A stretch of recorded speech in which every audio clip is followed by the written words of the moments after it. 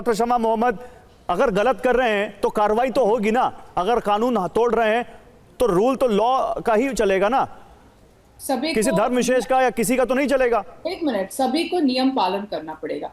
जो वीएचपी का जो प्रवक्ता ने क्या कहा, सारे देश में दंगा हो रहा है, इतना झूठ बोलते हैं।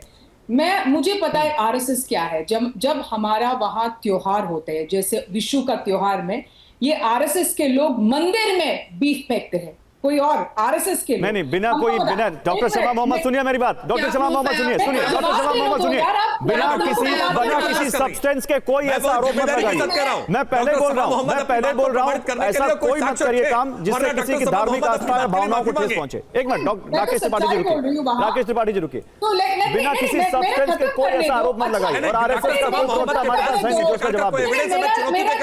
मुद्दे पर आइए। मोहम्मद कांग्रेस के प्रवक्ता के तौर पर अगर आज टेलीविजन चैनल पर बैठी हुई है, आपके पास कोई एविडेंस है क्या? आप बिना एविडेंस के कोई बात कहेंगे, और वो भी राष्ट्रीय स्वयंसेवक संघ जैसे बड़े संगठन के खिलाफ आप इस तरह की बात कह रहे हैं, और हिंदुओं के मंदिरों में आप इस तरह की बात करके भावनाएं भड़काने का मैं पहले ही बोल रहा हूं, बिना किसी सब्सटेंस की ऐसी कोई बात मत बोलिए जिससे किसी की धार्मिक आस्था को ठेस पहुंचे। डॉक्टर शमा मोहम्मद, राकेश त्रिपाठी जी, मैंने पहले ही बोला, लेट अस कंप्लीट नाउ।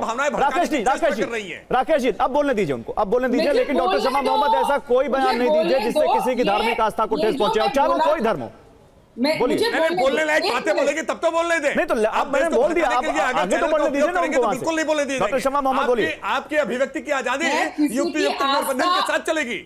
मैं आरएसएस के खिलाफ बोला है, किसी और ऊपर के नहीं। अच्छा, मेरी बात है, जो केस हो रहा है यहाँ, जो दिल्ली में जो दंगा के ऊपर हो रहे, दंगे हुआ था ना 2020 में, उसके ऊपर सुप्रीम कोर्ट ने क्या है, जो कोर्ट में है, उन्होंने कहा कि जो एविडेंस जो पुलिस लेके आ रहे हैं, उनका जो विटनेसेस बनाया गया है, विटनेस जो पहले बोला था वो अभी दूसरा बोल रहे हैं, जो विटनेस का जो बोल रहे हैं वो चेंज हो रहा है, बदल हो रहा है।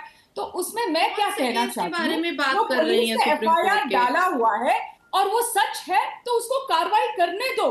पुलिस जब वो एफआईआर किया हुआ है, पुलिस को कार्रवाई करने, कोई किसी भी धर्म का है, मुसलमान। अरे तो जब पुलिस को कार्रवाई करने दो, उसी के खिलाफ तो पूरा मामला है ये। डॉक्टर शमा मोहम्मद, पुलिस के एफआईआर के खिलाफ ही तो देश भर में प्रदर्शन हो रहे हैं, वही तो बवाल हो रहा है पूरा ये। तो सच्चाई क्या है देश भर आप नहीं सुनिए डॉक्टर शमा मोहम्मद, तो फिर आप भी कहिए। डॉक्टर शमा मोहम्मद, प्रदर्शन शक्ति प्रदर्शन है। एक मिनट, नहीं एक मिनट, राकेश त्रिपाठी एक मिनट, डॉक्टर शमा मोहम्मद एक मिनट,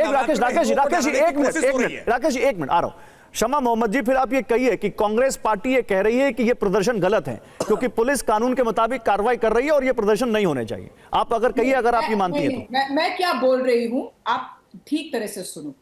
इसमें क्या है सच्चाई, पुलिस को तय करना है कि क्या है सच्चाई। कभी कभी क्या होता है कि पुलिस ही तो करने की कोशिश कर रही है डॉक्टर शमा, पुलिस ही तो करने की कोशिश कर रही है।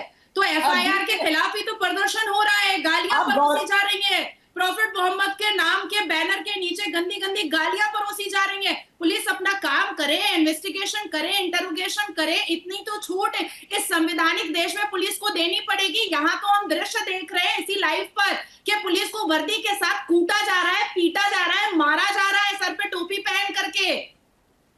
तो हो गया, ये बातचीत होगी। अच्छा गौरव, आप है एंकर या वो लेडी है एंकर? नहीं, आप भी तो बीच में, आप लोग भी तो पैनलिस्ट हैं। मैंने पहले ही बोला, लेकिन मुद्दे पर नहीं आ रही हैं आप। डॉक्टर शमा मोहम्मद, आपने नहीं, डॉक्टर शमा मोहम्मद, मैं पूरा टाइम आपको नहीं दे सकता, थोड़ा सा देखिए। डॉक्टर शमा मोहम्मद, मेरी बात सुन लीजिए। आप दिल्ली दंगों पे चली गई, आप दूसरा विषयों पर चली गई, आप खुद कह रही हैं कि पुलिस को अपना काम करने दीजिए।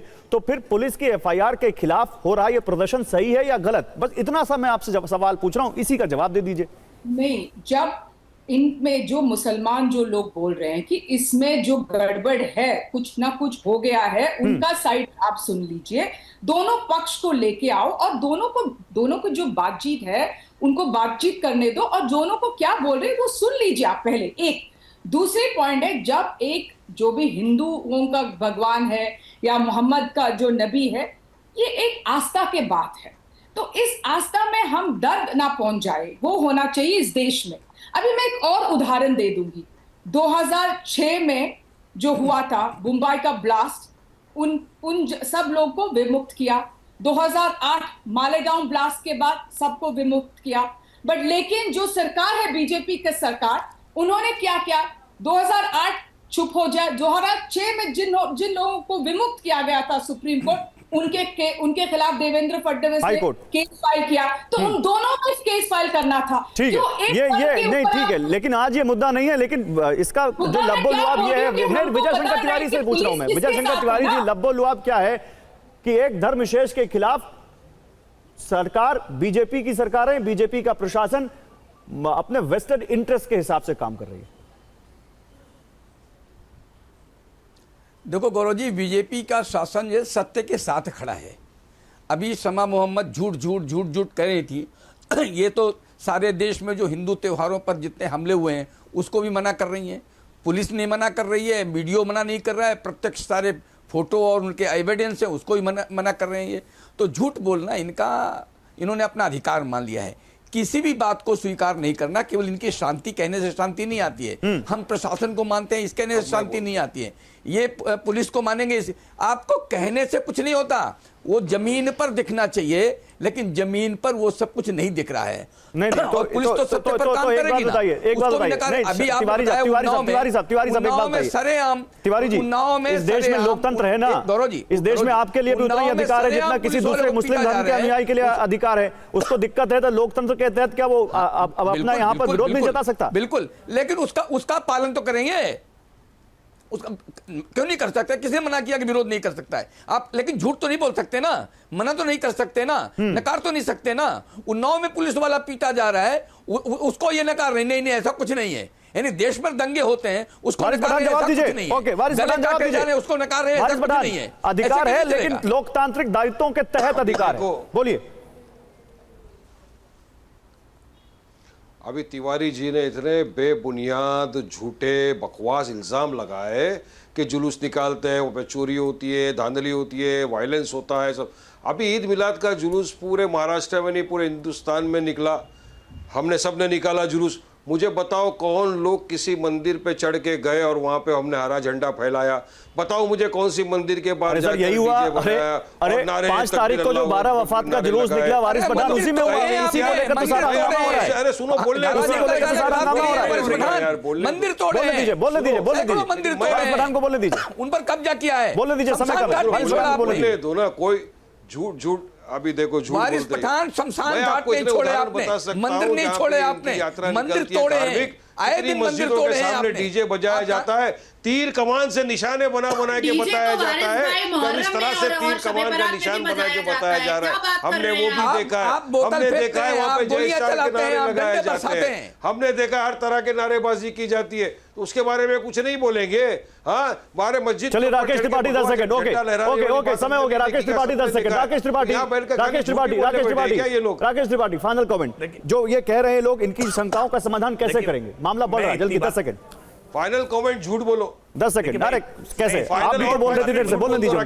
देखिए, नवरात्रि में दुर्गा प्रतिमा के जो पंडाल लग रहे हैं ना, दुर्गा प्रतिमा के पंडाल, अरे भाई दुर्गा प्रतिमा के पंडाल भी नियम पूर्वक ही लग रहे हैं। और जहां पर बिना अनुमति के, बिना परंपरा के अगर कहीं दुर्गा पंडाल लगाए गए तो उसको भी रोका जाता है। ठीक है, इस बात को समझना होगा। कानून सबके लिए बराबर होगा, लेकिन ये मजहब के नाम पर गोलबंदी करके जो निशाना बनाने का प्रयास करना, ये देश। ठीक है, समय खत्म हो चुका है। Rakesh ji, thank you so much. बहुत शुक्रिया आप सभी लोगों का हमारे साथ जुड़ने के लिए।